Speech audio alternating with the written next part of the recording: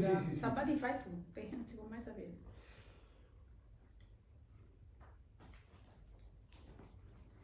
Siamo in diretta su YouTube, se potete controllare. Adesso dovremo passare un attimo. Avevo anche versione tecnica. Vediamo. Se vuoi un attimo presentare, anticipare, salvare. Siamo in diretta. Sì, su YouTube siamo in diretta. Allora, buonasera a tutti. Ringrazio innanzitutto i presenti per essere qui questa sera e ovviamente la nostra meravigliosa libreria Mondadori. Noi ci troviamo a Via Luca Giordano, nel centro, nel cuore del Vomero, a Napoli. Questo pomeriggio sono veramente molto contenta perché vado a presentare un libro molto molto particolare, una sorta di gioiellino, oserei definirlo, di una autrice altrettanto molto molto particolare e straordinaria. Parlo del libro di Sabatina Napolitano, il primo ma non il primo, poi vediamo anche perché, e il titolo è appunto Origami. Allora, prima di entrare nel video voglio dare qualche informazione tecnica. Mi dice la regia che siamo ovviamente collegati su tutti i vari social, quindi per chi ci sta seguendo dalle pagine della nostra autrice, se condividete mi raccomando, in modo tale che il video possa diventare virale. Sabatina è una autrice, abbiamo detto che è un primo libro d'esordio. Un primo libro ma non un primo libro, Sabatina. Buonasera, grazie a tutti. Io sto un attimo valutando, perché stasera faccio anche da tecnica, sto un attimo valutando la diretta su Facebook, ma ci sono dei problemi con la pagina, perché mi dice che la fotocamera non è supportata dal tuo browser attuale. È un problema mio, quindi penso che la devo fare sul mio profilo. Proviamo a farla sul mio profilo, così.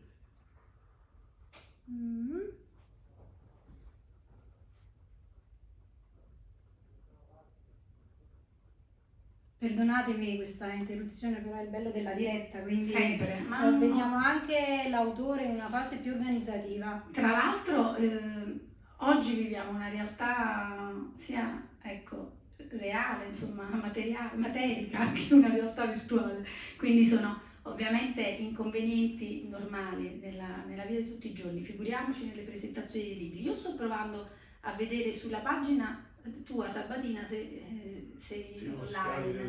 Della virtualità. Sì, siamo diventati ormai...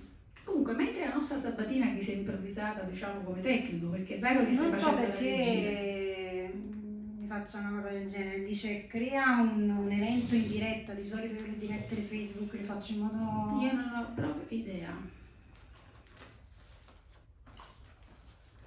Vuoi vedere tu? Ok, C'è un tecnico. vedrà lui nel Che frattempo. meraviglia. Allora, sì, tanto ci potete seguire su YouTube, quindi penso non ci siano problemi per questa prima fase. Benissimo. Io ringrazio tutti voi che siete qui e innanzitutto quindi sì, grazie di essere venuti a questo evento, di partecipare a questo evento. Io mi chiamo Sabatina Napolitano. Ho iniziato dalla poesia diversi anni fa, tanti anni fa, 10 anni fa, e poi mi sono convinta di pubblicare un libro per la narrativa. Il libro in questione si chiama appunto Origami, e questo con la copertina gialla e rossa, e quindi vabbè... Non va. No, è una diretta classica questa che abbiamo iniziato a fare. Quindi? Non va. Non va.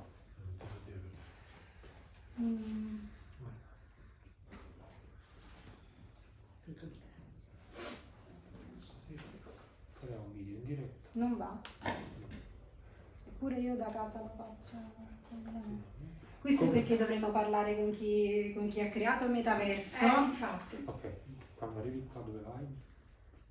Vai su web. Ma noi non ci arrendiamo, Sabatina non si No, arrende. perché abbiamo un po' di tempo per fare le cose. Tenace. Ci abbiamo un po' di tempo, infatti. Dai che la fortuna aiuta gli audaci. Vai, fai. Seleziona origine dei contenuti.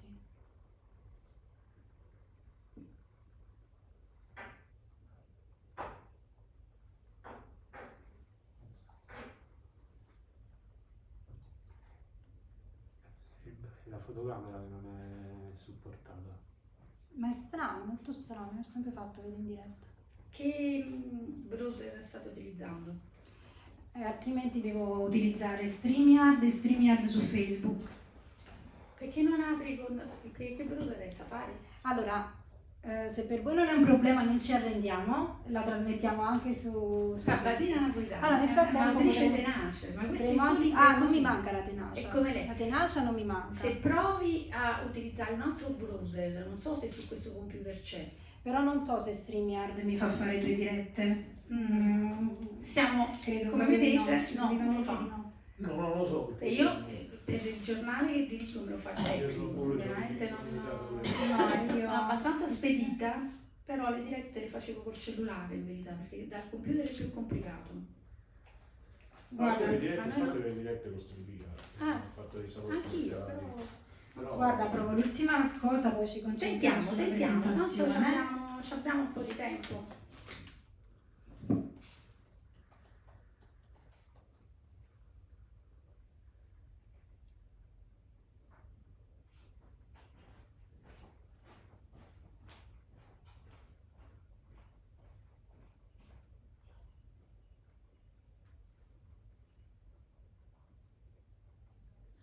In ogni caso siamo online, in diretta Sì, su sì, YouTube. Ah, vabbè, nel frattempo potresti... c'è traccia di tutto questo tentativo. e quindi Sì, si sì, fa la piacere. tenacia non mi manca.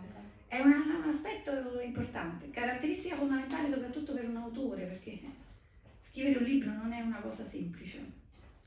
Vabbè, io Noi rinuncio. stiamo condividendo YouTube, quindi Ah, Ah, va bene, allora rinuncerei. Allora- YouTube penso che si veda bene? si vede Sì, benissimo. Ok, YouTube è allora top. tranquillamente chiudiamo questo computer. Benissimo. E allora, Bene, allora allora un attimo il naso perché i nostri qui, ospiti si sono persi. Allora, Sabatina, 2 parole su di te le devo dire per forza, perché sennò nasce nella straordinaria isola della Maddalena ed è autrice di 7 libri di poesia. Questo è il tuo primo libro di narrativa. sì, così pare. Molto interessante, quindi su questo poi faremo tutta una serie di domande. Ma prima di addentrarci nella presentazione, nel vivo, no? Io vorrei leggere qualche passo del testo, se tu sei d'accordo vuoi leggerlo tu o vuoi che lo legga io, come tu preferisci. Generalmente gli autori preferiscono leggerli da soli i propri testi, però come tu vuoi facciamo, senza Sì, problemi. io ho un blog che si chiama Tableau Vivant e in questo blog ho trasferito delle parti del romanzo come post. Quindi io avrei desiderio di leggere le parti in cui accenno a Atwood e a Renaud. Perché appunto Olga sognava di essere paragonata o comunque di parlare con queste autrici. Quindi, eppure si deve fare di tutto per migliorare una dignità. Se anche questo volesse dire agire perché gli altri non sbaglino, anche se non si riuscirà di fondo ad educare secondo i propri ideali.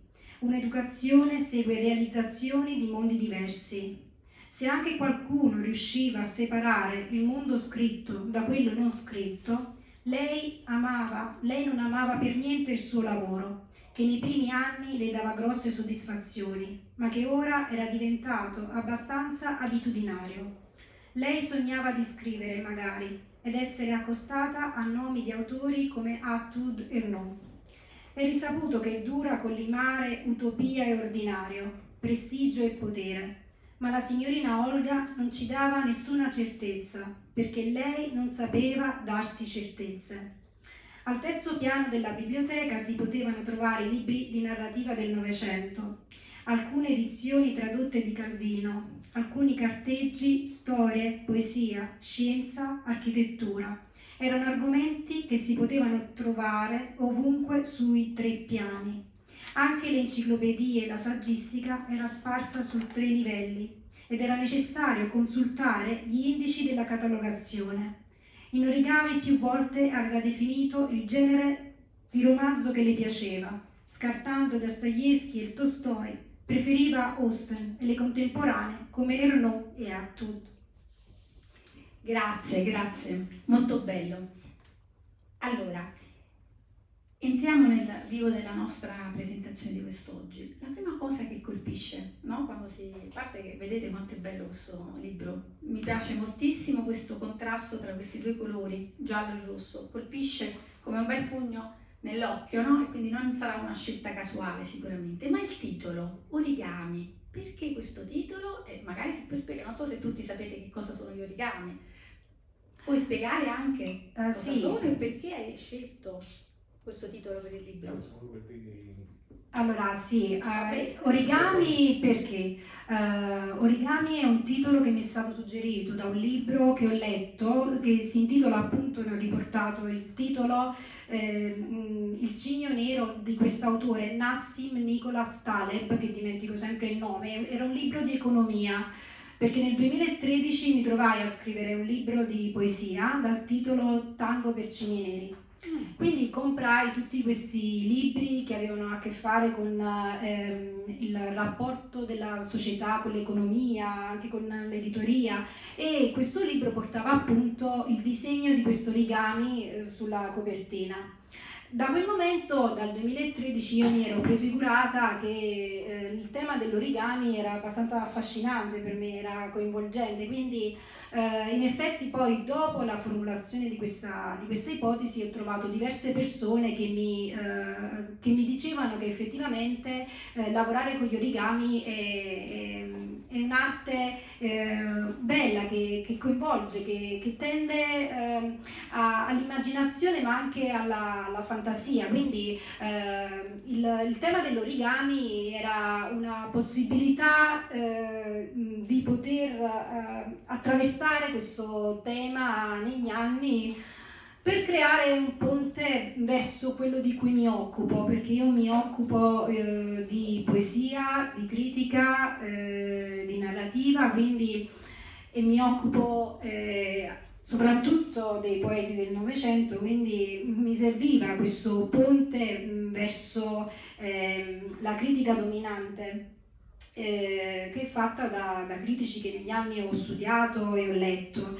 E appunto questo romanzo porta in un certo qual modo, e dico sempre in un certo qual modo, porta il retaggio di questa tradizione, che però tende comunque a diventare sempre più evanescente, trasparente per un mondo molto più legato al giornalismo, come è il mondo del romanzo di cui parliamo.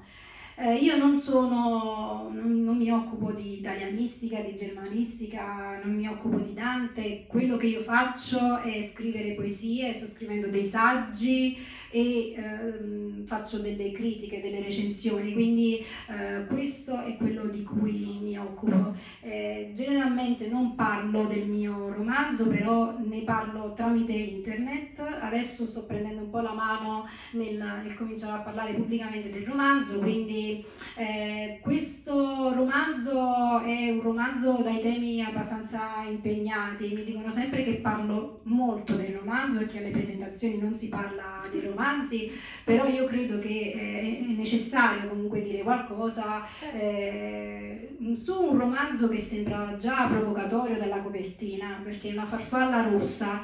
In effetti io questo romanzo è nato molto prima di Tempi Sospetti, è nato nel 2020, era chiuso, completo, quindi gli editori avevano già il romanzo, quindi la copertina è venuta successivamente. Io pensavo a un'ipotesi di copertina, ne parlavo con l'editore, ma poi ho avuto dei segni, uno dei miei segni poetici, dei segni metafisici e quindi probabilmente poco istituzionali, però mi sono sentita di inserire questa copertina nel romanzo. Grazie, che poi è una bella copertina, tra l'altro c'è tutto un simbolismo sulla farfalla, che è trasformazione, e quindi è sempre legato alla rinascita. Mentre parlavi mi veniva questa immagine legata agli origami. Non so se voi sapete, ma a Hiroshima c'è un museo di tutte le brutture a seguito della seconda guerra mondiale, lo scoppio della bomba eccetera, e ognuno che va lì porta appunto un origami per commemorare le persone, insomma, le vittime di quell'avvenimento. Un attimo che preciso questa cosa. Allora, nel libro c'è anche il riferimento a Sadako Sasaki, che è appunto un riferimento attuale. Questa bambina è rimasta vittima delle radiazioni, quindi lei in ospedale occupava il tempo a fare degli origami. C'è da dire che questa storia è presa da una leggenda, da un libro, però effettivamente la ragazza è esistita. Quindi sì, era anche un monito a quello che sta accadendo con la guerra e quello che comunque stiamo vedendo. Io non mi aspettavo che il libro fosse sincronico a questo effetto, però lo è stato, e quindi anche in questo c'è un richiamo attuale, ma non solo in questo. Il libro è pieno di richiami che hanno a che fare comunque con il mondo sociale e politico, e quindi è stato anche un'occasione per convogliare tutto quello che era il mio interesse, quello che mi ha interessato fino ad ora, e appunto poterne parlare anche attraverso la narrativa. E infatti voglio chiederti, perché è curioso e anche difficile, credo, il passaggio dalla poesia alla narrativa, perché sono linguaggi differenti.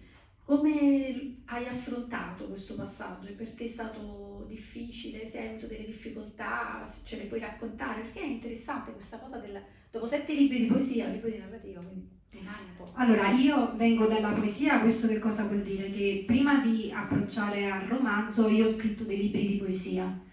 La poesia, come si può ben immaginare, viene da dei lampi di illuminazione, quindi viene dalle epifanie o comunque dai momenti che non sono veri e propri momenti epifanici. Quindi la poesia tende, quando non è poesia sperimentale, a cristallizzare eventi, fatti, occasioni. Nel romanzo invece sì, è possibile descrivere la natura più sociale, quindi c'è la possibilità di raccontare, di trasformare un vissuto e di renderlo appunto collettivo, in un certo qual modo. Evito in un certo qual modo, cosmico. Quindi sì, in effetti la poesia non ha le stesse potenzialità del romanzo. Io ho trovato il romanzo un esperimento molto più capace di raccontare le vite collettive rispetto alle vite personali. Probabilmente la poesia resta sempre qualcosa che tende al lirico.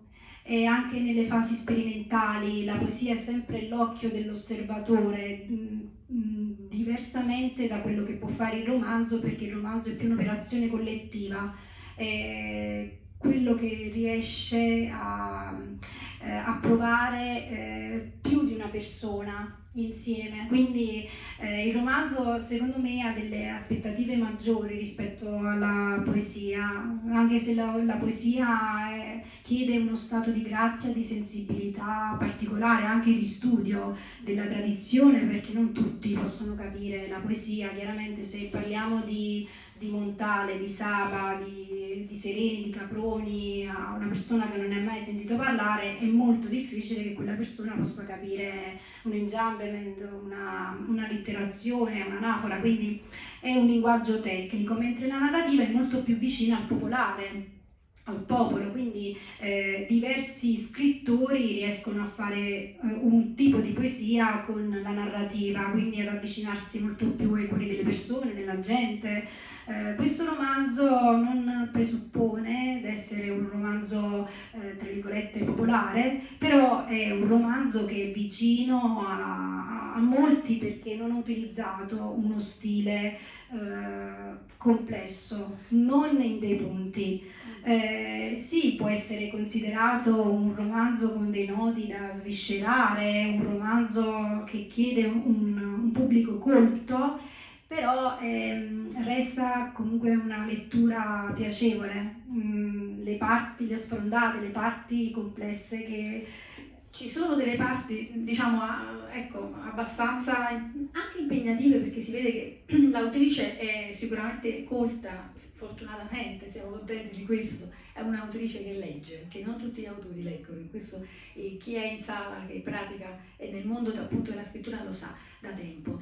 Quello che dici è molto vero secondo me, perché la narrativa parte un po' dalla fiaba, no? Se tu pensi alla fiaba, alle favole che sono servono appunto per raccontare delle fasi, no? Ai popoli, alle persone, e quindi sono rivolte verso l'esterno. Mi sembra un po' come se la poesia fosse un po' più rivolta verso l'interno, non sempre così chiaramente, però per renderlo in maniera più semplice il discorso, che invece è molto complesso, mentre la narrativa forse è rivolta un po' più all'esterno, vuole lanciare dei messaggi più immediati, con anche una morale, naturalmente un insegnamento. Ecco perché nei romanzi ci sono sempre delle figure particolari, quindi i personaggi, i luoghi, no? Quindi per esempio nel tuo origami ci sono dei topoi particolari, c'è la biblioteca, la soffitta, sono tutti luoghi un po' caverne. C'è un motivo per questo? Oppure... Sì, ho avuto modo di parlare anche con un'amica che è specializzata in psicologia, abbiamo analizzato anche il tema della biblioteca come ritorno, rifugio, sia un ambiente, se vogliamo, che tende più all'orfico, ma anche all'infantile. Però in Origami tutto questo è traslato, è allegorico, perché la biblioteca è il primo luogo della scoperta della conoscenza come strumento. In questo senso possiamo dire che c'è un po' di Protagora in Olga. Lei scopre questo fuoco della conoscenza all'interno della soffitta dei nonni, perché appunto sono i nonni che la educano, che la crescono, perché lei perde i genitori molto giovane, a 6 anni, quindi lei si rifugia in questa soffitta dei nonni a fare degli origami. Suo nonno materno la spinge a creare degli origami che tendono ad essere il simbolo dei suoi sogni. Quindi lei cresce in questo ambiente iperculturale, anche aristocratico, non è un ambiente popolare, non è un ambiente borghese. Il romanzo non si presuppone di essere il simbolo di una rivoluzione sociale, bensì un romanzo ambientato tra persone che hanno delle possibilità economiche, che non sono persone povere. Il senso del romanzo non è appunto un senso drammatico, ma è una finestra su dei fatti sociali. Chiaramente quindi tutti questi luoghi, anche Itac, che è scritto Itaque, che io però prima lei, nominavo Itaque, lei però poi è interessante questa cosa. Itaque, che poi è un luogo particolare, il luogo del ritorno. sì, un certo qual modo il mio intercalare del secolo. Carino. Allora, sì, in effetti Itac è questo luogo dove è ambientato il romanzo. Io avevo necessità di trovare una città ideale che comprendesse tutto quello che io volevo dire. E per fare questo mi sono detta che dovevo creare un romanzo utopico come primo romanzo, quindi ho creato Itac, la realtà di Itac, che appunto riuscisse a inglobare e a trattenere in sé tutti quelli che erano i miei sfoghi, le esigenze di quello che volevo dire. Per questo non ho parlato di una città d'Italia, una città del mondo in particolare, perché appunto Itac è un modello utopico. In questo modello utopico regna la cultura, e la cultura è l'informazione ad essere una dei protagonisti simbolici, allegorici all'interno del romanzo, e anche se i riferimenti sono concreti, perché vi vicino alla biblioteca di Itac si trova la laguna, si trovano i campi verdi, c'è proprio l'orfanotrofio, quelle che oggi sono le case famiglia, e c'è tutta la mappa, la struttura della città, quindi io proprio ne ho creato la mappa, ne ho disegnato i contorni, i confini, poi c'è un fiume, c'è un lago, quindi la cartografia non è immaginaria, ma è reale, anche se non può essere identificabile con una città concreta, perché appunto viene ad essere un romanzo utopico. Bene, allora vogliamo ascoltare un altro po' della penna di... ok? Un altro passo. Io avevo portato, anche se si dovrebbe leggere dal libro, io avevo portato un passo di Gustavo, dove descrivo Gustavo. Gustavo sarebbe l'uomo che poi sposerà la signorina Olga, no? Perché la signorina sì. Olga, noi non abbiamo ancora raccontato, non abbiamo detto niente il libro, perché è fatto tutto apposta naturalmente, così loro si incuriosiscono, infatti nella prima fila qui c'è grande curiosità, ma non vi preoccupate perché ci sarà anche il vostro momento per le domande. Però la protagonista è questa Olga, la signorina Olga, che sposerà questo Gustavo Miso, che è un uomo invece facoltoso, un editore, quindi proprio il sogno di ogni autrice. Un editore giornalista. Sì, in effetti in Gustavo io ho celato delle parti delle mie perversioni.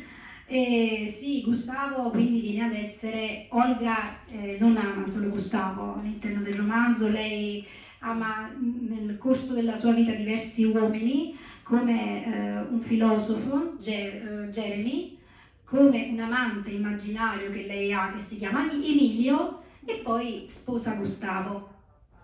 Gustavo quindi viene ad essere tutto quello che potrebbe essere l'uomo, quindi quando l'uomo chiama la donna risponde e si crea la magia. In effetti cosa fa Gustavo? Gustavo tiene conto di quello che è il cuore di Olga e c'è un dialogo costante, quotidiano, fatto anche di una materia profonda, nutritiva, che è una materia vera e che chiede la continuità, perché se si interrompe la continuità questo poi viene a sfaldare tutto quello che si è costruito nel corso degli anni. Quindi ad un certo punto della vicenda è importante continuare. Se questo vuole dire scegliere, è importante continuare, perché altrimenti tutto si inabissa, tutto diventa buio e non si può ragionare intorno a un futuro costruttivo. E Gustavo in questo è il vero capolavoro di Olga, il vero capolavoro collettivo di tutti, e dà un potere salvifico la sua operazione, la sua figura è una figura salvifica che tutti sanno essere salvifica, perché senza Gustavo non c'è possibilità di una riscoperta della sua natura in Olga, e non c'è la possibilità di un coinvolgimento da parte di tutti in questa città Itac, che appunto è una città immaginaria, ma è la città vissuta da tutti anche a livello emotivo. Quindi è molto importante la figura di Gustavo e viene ad essere centrale. Mi rendo conto che Gustavo quindi potrebbe sentirsi carico di responsabilità, ma lui è nato per avere questa responsabilità, è nato con dei lampi di illuminazione, a tal punto che io mi chiedo se è probabilmente Gustavo ad aver creato tutti gli altri uomini e non tutti gli altri uomini che sono stati dei corollari di Gustavo. Io credo che sia proprio Gustavo ad aver fatto questa grossa architettura proprio per raggiungere uno scopo, che è lo scopo di portare avanti gli attraversamenti, di mandare avanti la letteratura, in quanto la letteratura è specchio della società. Quindi non può tornare indietro, la letteratura deve trovare un modo per andare avanti.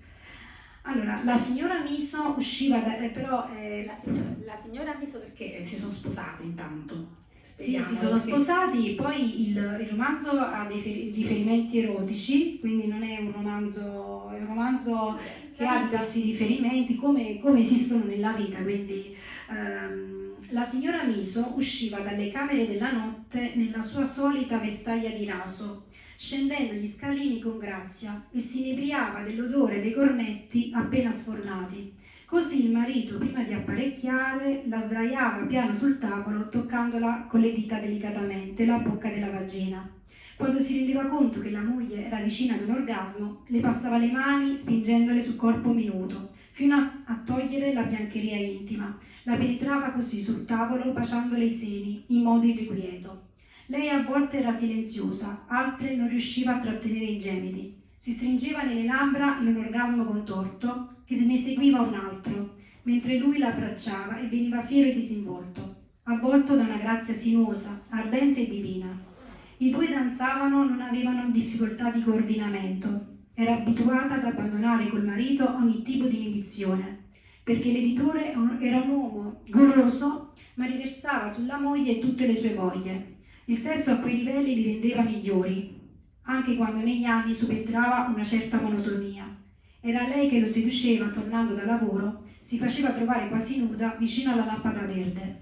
Allora Gustavo capiva che voleva essere presa e togliendosi velocemente il cappotto, appoggiando le chiavi della macchina sul tavolo, spostava l'enorme bilancia che stava vicino al divano e l'altra enorme lampada arancione, così cominciava a baciarla e riscaldarla. Allora, chiaramente questa è una delle parti più erotiche del romanzo. Mi hanno insegnato a scrivere romanzi per adulti, quindi ho provato a scrivere dei romanzi per adulti, anche perché la parola, che cos'è? La parola è un mezzo di trasporto, di passione, quando non è messa nelle mani degli editor. Io chiaramente nel mio futuro progetto di diventare una editor, di lavorare presso una scuola di scrittura, però ci sono editor e editor, così come ci sono scrittori e scrittori, ci sono anche editor che confezionano romanzi e questo non è molto lecito, anche se la vita non è fatta del dualismo lecito e illecito, così come altri tipi di dualismi.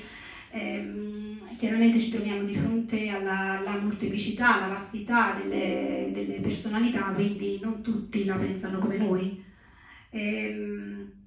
Quindi sì, per quanto riguarda invece lo stile e la lingua, io non parlo molte lingue, parlo discretamente il francese e l'inglese, quindi se potessi definire una lingua per questo romanzo sarebbe la lingua francese. Sicuramente. È vero, perché sembra è così, è vero, non sembra una...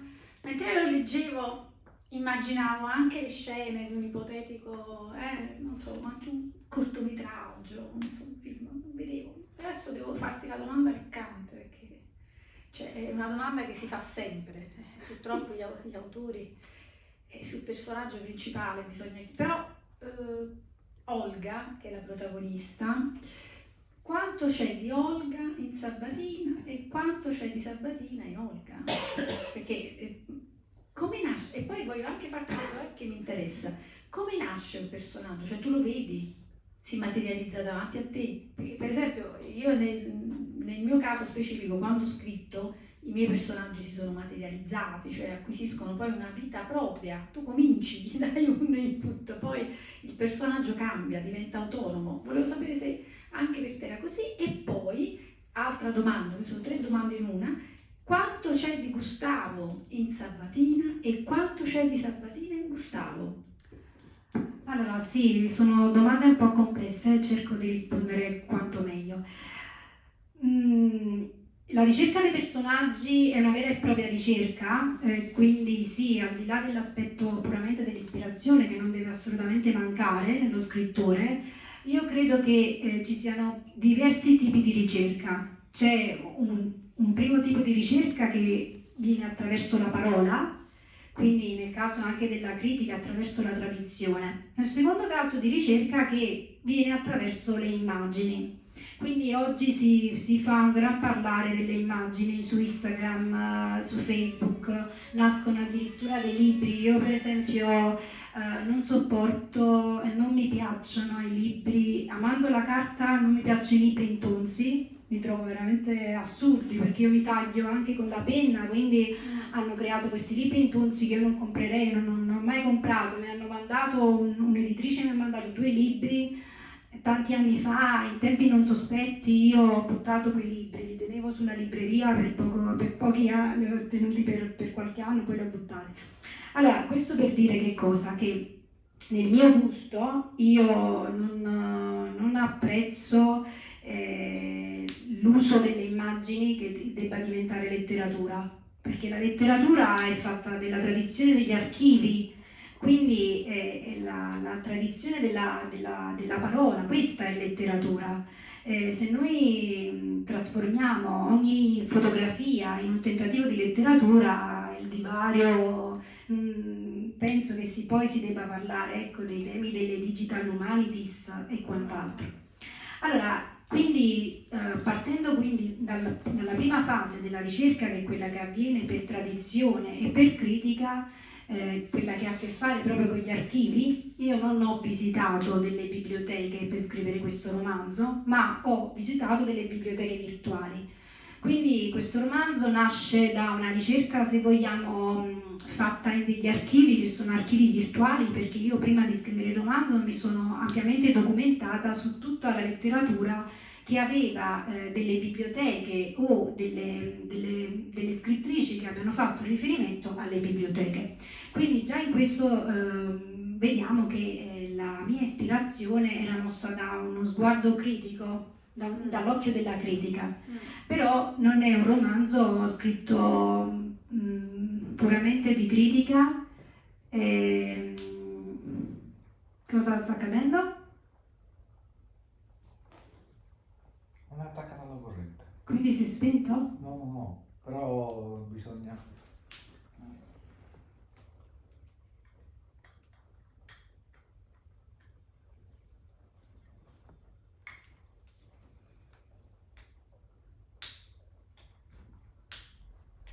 Ok. Vabbè. Sta collegando?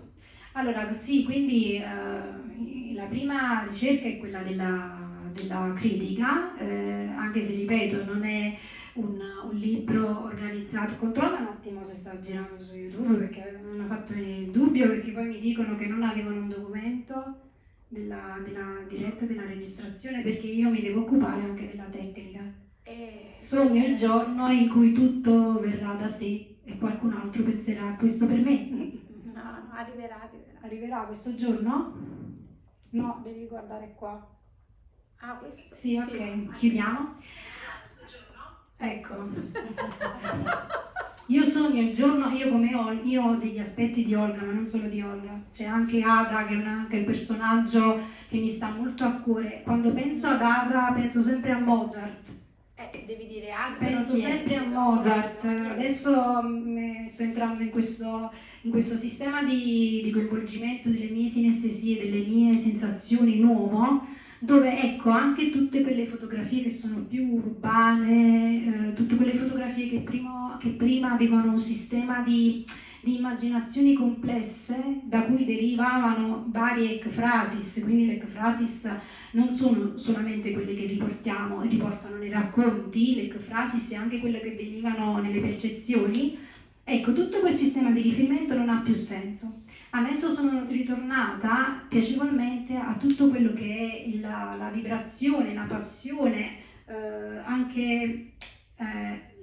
io la chiamo azione distensiva. Quando il romanzo si stende e non pensa più alle psicosi, alle preoccupazioni sociali, non pensa più che tutto debba avvenire secondo il suo controllo. Ecco, questo tipo di romanzo che io sto riscoprendo dal principio è un romanzo che mi piace, che è un romanzo che riprende proprio tutto quello che c'è di più bello nella vita, gli attimi più belli, anche i tramonti, anche le albe, anche le fortezze, i luoghi del cuore, i luoghi che hanno inciso, che hanno significato qualcosa. spesso in passato, quando visitavo un luogo, avevo sempre la Sehnsucht, quella sensazione di nostalgia di qualcosa che non hai mai vissuto.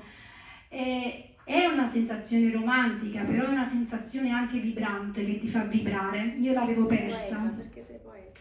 E in questo c'è anche, non solo i poeti sono così, è un tipo di vita, è un modo per vivere.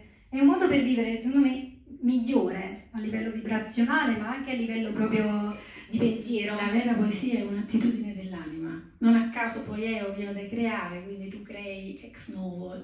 Secondo me il poeta può essere anche uno che non scrive poesie, quindi su questo sono d'accordo. Quindi Gustavo, un pochino di Gustavo c'è in te secondo me, perché Gustavo è un sole. Io almeno l'ho immaginato come un sole con questi raggi che tocca tutti, con diciamo, le sue azioni benefiche, uno che aiuta, insomma uno che crea, uno che crea anche lavoro tra l'altro, perché con la casa editrice, quindi tu un po' secondo me sei come Gustavo. C'è una parte Sì. lunare e una parte solare. È la luna che tende al sole, la luna che tende al sole, però è anche al di là di queste che possono intendersi come banalità, ma sono segni che si danno all'universo, poi l'universo risponde. Gustavo non è l'unico uomo nel romanzo, gli uomini sono caratterizzati come psicologia anche in Emilio, anche in Jeremy. Ecco, Emilio è un orologiaio ed è l'amante di Olga. Lei ama Gustavo, però ha anche un amante, perché Olga appunto tende a dire la verità su tutto. Lei preferisce che con un uomo si abbia un rapporto vero, non un rapporto fatto di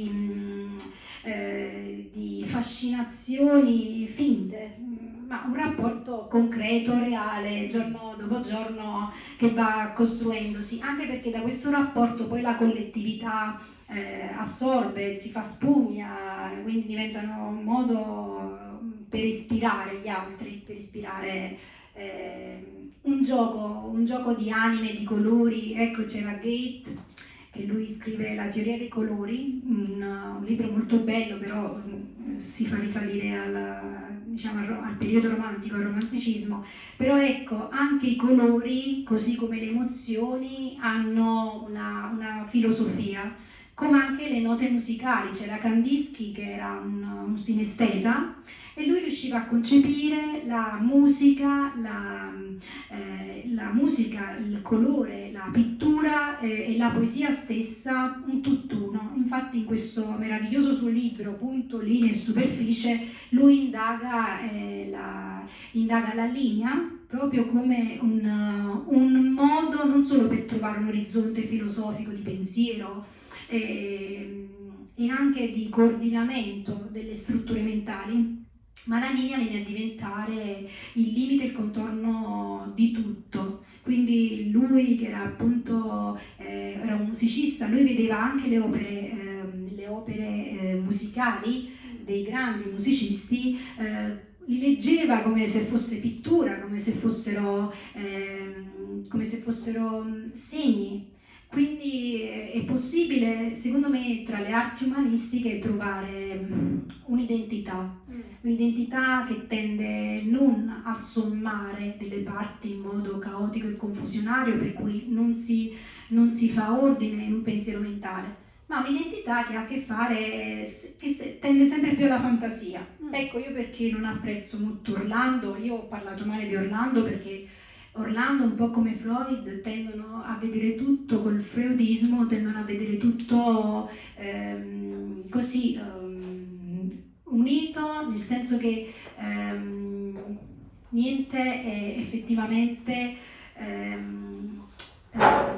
tendente all'aspetto anche più creativo, immaginativo, legato alla fantasia, alle ispirazioni, quelle del desiderio, inteso come desiderio dello spirito, quello a cui possiamo rifarci anche con Goethe. Questo è un discorso che non avevo preparato, mi sta venendo al momento, proprio dal potere enfatico di quelle fotografie dei tramonti che mi sono venute in mente. E in questo tipo di discorso poi io, visto che sto influenzando tutti quanti quelli non accademici, stanno effettivamente pensando che è possibile trovare anche dei riferimenti altri ad Orlando. Lo stesso Nabokov pensava che Freud o che altri sono un po' morbosi, annoiano, perché lui non considerava per nulla Freud, lui non amava Freud. Sono più junghiana io. E quindi sì, poi ci sentiamo, grazie. E in effetti sì, dal potere di queste fotografie, queste immagini, si ha un potenziale cosmico molto potente, molto, molto efficace, anche perché una cosa che ho tralasciato di dire è che Gustavo, con Origami in Gustavo non si parla di arte né di storia dell'arte, quindi non si fa riferimento all'arte. Con Gustavo non ho scritto un romanzo che parla d'arte. Però ecco, mi sarebbe piaciuto delineare questo dettaglio in Gustavo del suo amore per l'arte. Non l'ho fatto, peccato, potrei provarci magari in un altro romanzo, non lo so. Perché no? Comunque, quanto allo stile, no? Voi la sentite, l'autrice come parla, un linguaggio forbito, molto colto, con citazioni, riferimenti ad autori, Quando eccetera. non dico l'intercalare, quando ho usato quell'intercalare, mi riguardo e con sguardo lucido dico non so, deve uscire questo intercalare. No, vai benissimo. Però il libro ha un linguaggio molto immediato, cioè semplice, nel senso che voi la sentite parlare così, cioè, oh, mamma mia, sarà complicatissimo questo libro da leggere, invece no, è molto scorrevole. Io l'ho letto praticamente in una serata, l'ho letto in un giorno, anche perché poi il libro ti prende, quindi ovviamente vai avanti e non riesci più a smettere. Mi interessa il concetto, Sabatina, perché il libro racconta una storia, però ovviamente ad occhio attento, come sapete, ogni libro ha varie letture, c'è una lettura superficiale, poi ci sono la lettura secondaria, la lettura sono vari strati, un po' come gli strati della realtà. Il concetto del tempo per te, no? Anche perché è un libro contemporaneo che dà anche degli spunti di riflessione per le opportunità, il lavoro, la condizione della donna, questa signorina Olga che poi diventa signora Miso, insomma, che è una donna indipendente, autonoma, un po' spregiudicata, è un personaggio interessante, quindi il concetto del tempo in questo momento storico, e poi magari mi fa piacere, al di là del romanzo, sapere il tuo concetto del tempo, cioè che cos'è il tempo per te.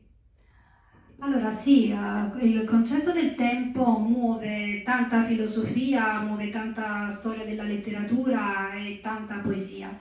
Io banalmente direi che per me non è possibile, ecco, non voglio citare Barthes, per me non è possibile avere distanza dall'oggetto. Com'è possibile avere distanza dall'oggetto? Si muore? Si vive senza trasporto, è una realtà sublimata, tu vivi in un universo parallelo dove non puoi mai concretizzare la tua forma di pensiero. Io non sono convinta, ecco, questa è un'altra cosa di cui non sono convinta, come non sono convinta di Orlando, non sono convinta della distanza dall'oggetto. Se io provo desiderio verso una persona, io lo esplico. Sono sincera, così come se uscissimo insieme e quindi io ho desiderio di un gelato, lo dico, e mangio quel gelato. Non credo che la letteratura stia nel desiderio di mangiare un gelato che non potrai mai mangiare. In questo senso il tempo è un tempo che va vissuto, non va anelato, perché non vogliamo citare Proust, ma sarei più vicina ai nuovi modi per intendere il tempo, quindi alle nuove filosofie, quelle post-Derrida. Quindi il tempo viene ad essere la lettura di una traccia, anche se la traccia che io voglio segnare è una traccia che ha a che fare con il buongiorno e il buonanotte, molto banalmente, la traccia del tempo.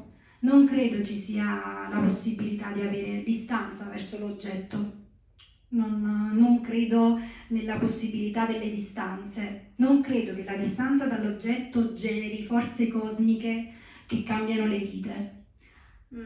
Tendo ad essere più dettagliata.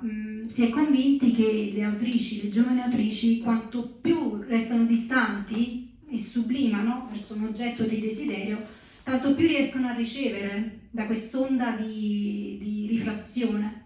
Questa è una teoria secondo me bislacca, inutile, perché nella vita se io provo desiderio verso un uomo, perché lo devo reprimere?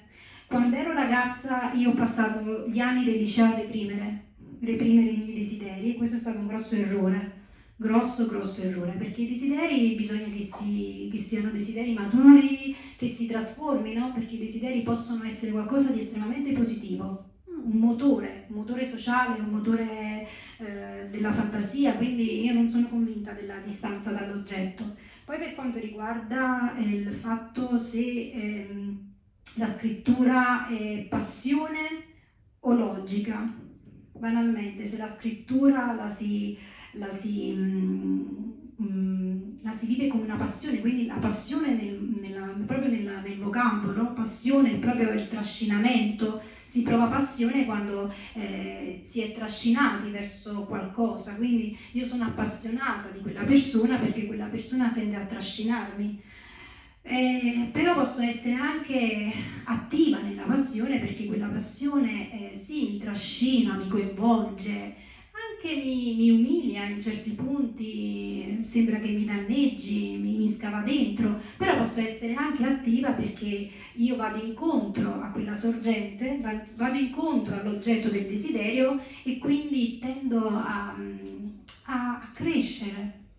Quando questo avviene nella società, secondo me un'operazione che porta del bene, può portare del bene, anche se le dinamiche tra gli uomini sono dinamiche di forze, quindi è necessario imporsi e costruire delle passioni che talvolta sono passioni false. Io non ho mai costruito passioni false.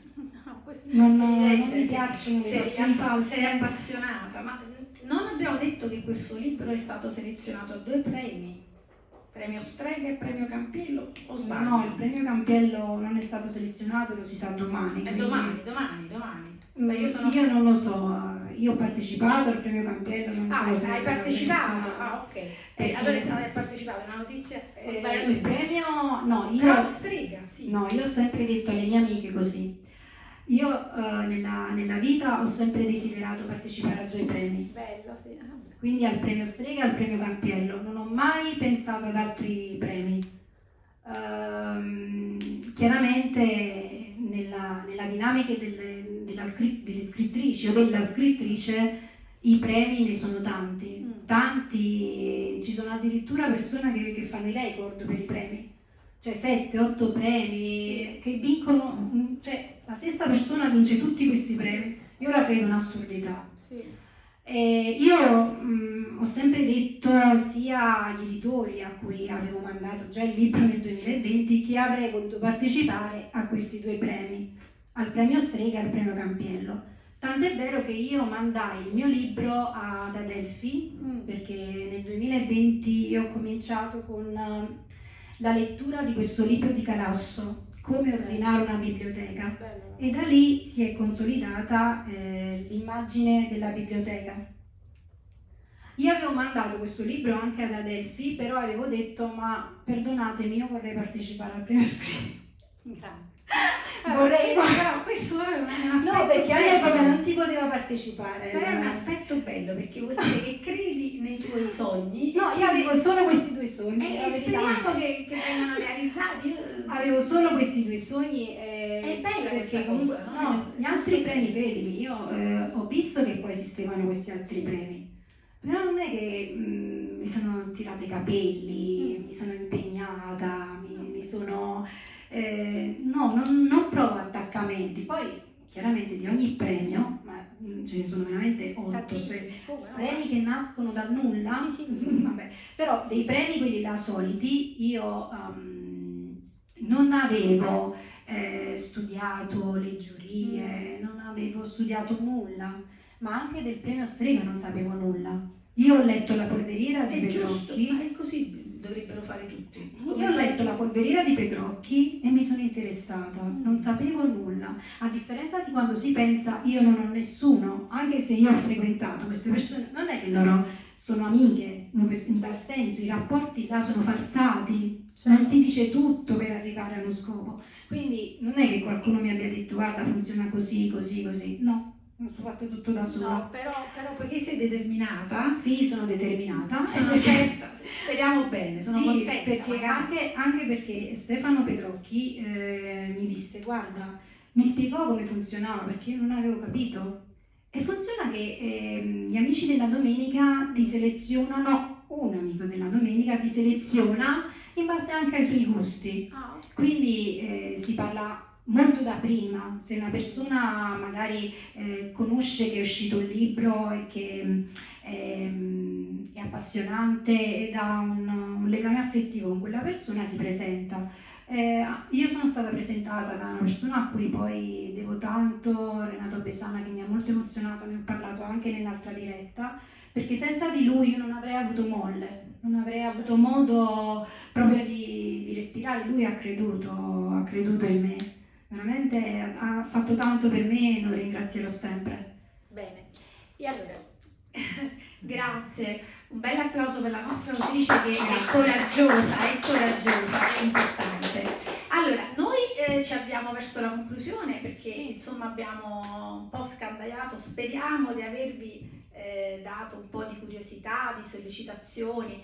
Se ci sono domande naturalmente da parte del pubblico, qui abbiamo la nostra autrice in Se ci sono domande, osservazioni, curiosità, potete dire tutto perché lei è coraggiosa, quindi non si Sono coraggiosa, ma ultimamente utilizzo questo intercalare. Mi è venuto un intercalare che non ma non ci sapevo. abbiamo fatto proprio caso. No, ci ho fatto io caso del Sarebbe- video in un certo qual modo. Ah, in questo modo. Allora, mi è venuto questo intercalare a Roma, mi è venuto un intercalare. Non so come toglierlo, non so se a voi è mai capitato, ma non si è abbiamo sentito. fatto caso. La ringrazio, guardi, io non mi è mai capitato, io ho sempre parlato contro coloro che fanno una vita pubblica e quindi non sanno esprimersi pubblicamente. Ho dato anche una lista di libri e ci sono persone che osano, d'accordo? Le peggio cose, cioè allora, tu sei ormai famoso, vieni da un percorso famoso, cioè evitiamo. Oppure altri tipi di chiose che io non apprezzo, cioè no, sì, parlare. E poi per un effetto del karma a me è venuto in un certo qual modo, in 10 minuti l'ho detto tipo, io vorrei cancellare con tutta me stessa, perché è vero che quando mi riguardo sono analitica verso me stessa, anche un breve appunto alla fase dell'autobiografia e dell'autofiction. Allora io ho preso del materiale autobiografico da dei diari per scrivere il romanzo. Io avevo intenzione di scrivere questo romanzo. Ho preso tutti i diari che avevo scritto della mia vita e li avevo accumulati, così come faccio anche con le poesie. Poi ad un certo punto mi sono detta, questo materiale autobiografico deve diventare letteratura. Probabilmente se avessi scritto del materiale autobiografico adesso avrei vinto, sarei arrivata a 200.000 euro, per dire, di quelle cifre che arrivano anche a talune scrittrici. Però ho evitato di fare questo esploit di materiale autobiografico perché io devo lavorare di letteratura, devo lavorare con la scrittura, voglio lavorare per un giornale, quindi mi sembrava un po' falsata questa operazione, la vedevo un'operazione non tecnica, la valutavo come un'operazione facile, semplicistica. Tutti gli autori parlano di sé in realtà nei libri, questo è vero, quindi hai fatto bene, hai avuto uno spirito di autocritica che è molto importante. Io ho voluto creare una costruzione col vissuto, ma poi, se mi è permesso, io non credo che ci possano essere romanzi che non siano totalmente ispirati dal sé. È impossibile. Cioè. Dico meglio, anche dei narratori contemporanei che scrivono per il cinema, per la sceneggiatura, mettono comunque un po' di loro, di sé, nei personaggi, ma è evidente. Io spero che questa distinzione tra l'autobiografia come genere e l'autofiction e la finzione in sé andrà sempre sfumandosi. perché secondo me dobbiamo partire dal presupposto che tutti gli scrittori scrivono di sé. Poi chiaramente c'è questa sensazione di estrema mancanza, come di una tensione irrisolta, che io sento questa sensazione. E penso che questa sensazione, un po' come Olga sente Gustavo, penso che questa sensazione non mi è data da definirla come paradigma. È una sensazione che tende probabilmente a una malinconia, qualcosa che è struggente, qualcosa che vuole una profondità, però non è ancora pienamente nella fase della profondità. Io sento questa malinconia, non so descriverla bene e nemmeno cerco di intitolarla, cerco di attraversarla. Penso che sia una sorta di sensazione di non poter essere con me, ma non spiritualmente, io dico in presenza. E a volte il romanzo è questo. Penso che una persona si metta a scrivere perché le manchi qualcosa. È chiaro, noi scriviamo le liste della spesa perché dobbiamo fare la spesa, ci mancano le cose in casa.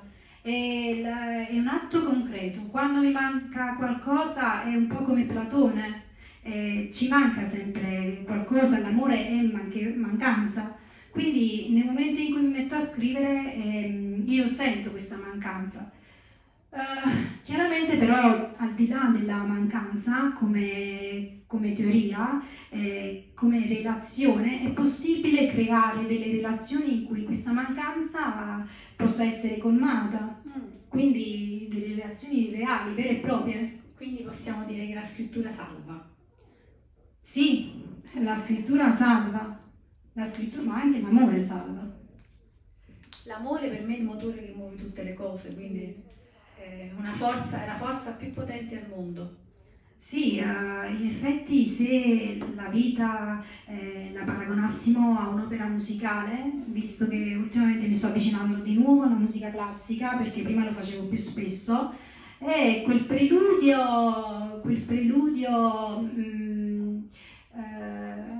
non rampante, non allegro. Tipo cavalleria rusticana.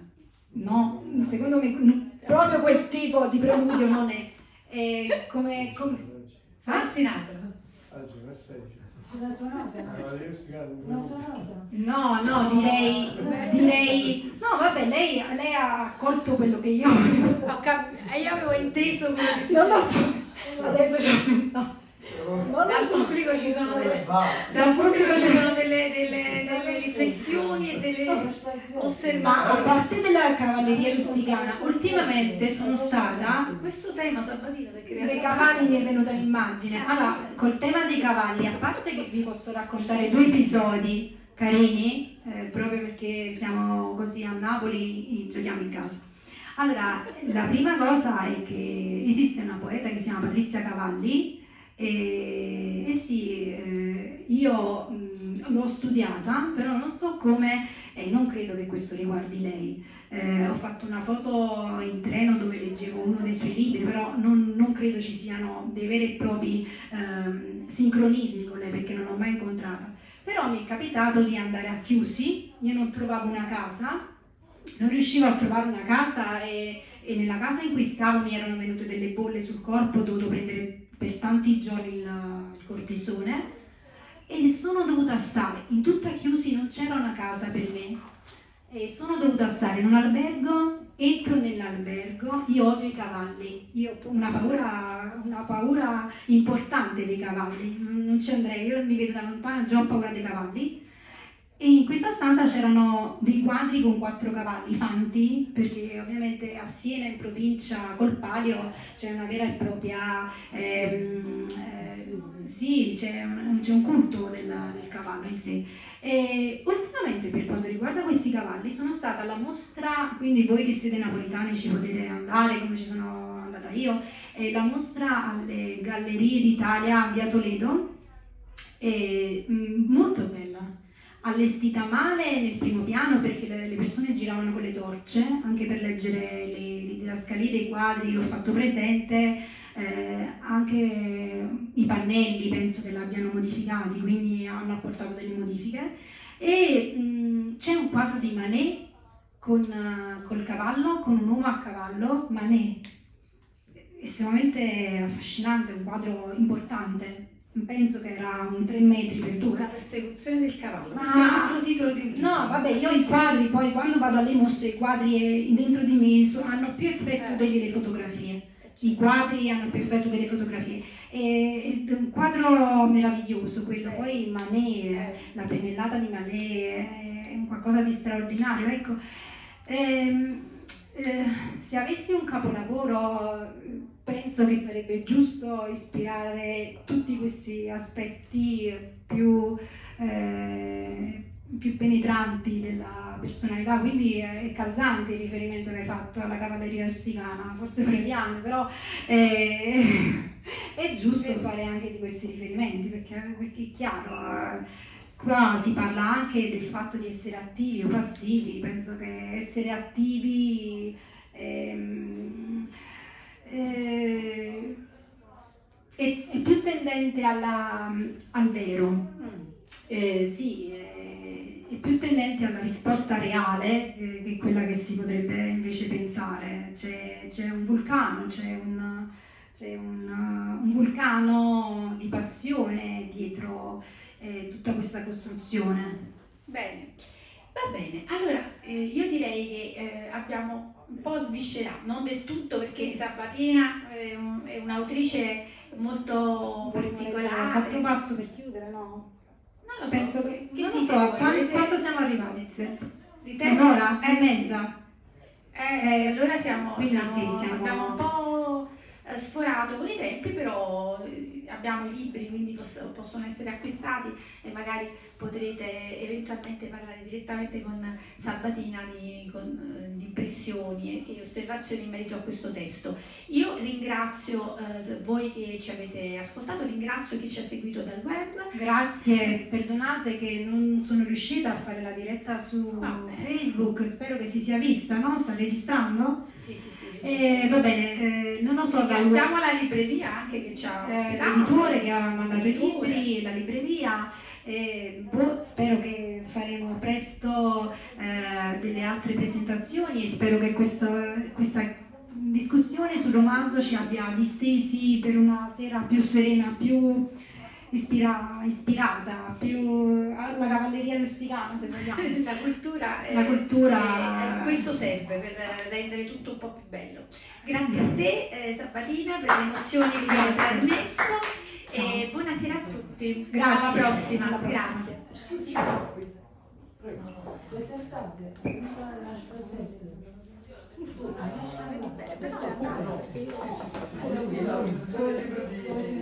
Non è attaccato. Stava dicendo prima. Cioè, devo mettere il risparmio energetico. Ma quindi non è andato. Ma tu l'hai registrato? Ah, però è andata. Non sarà attaccato in corrente. Che è successo? No, niente, Ah, sta... è andato? Meno male. No, ma io ho registrato qua, quindi andrà benissimo. ma la diretta non andava. Sì, Si ma spegne. ma chiudilo qua però. Vogliamo fare qualche foto?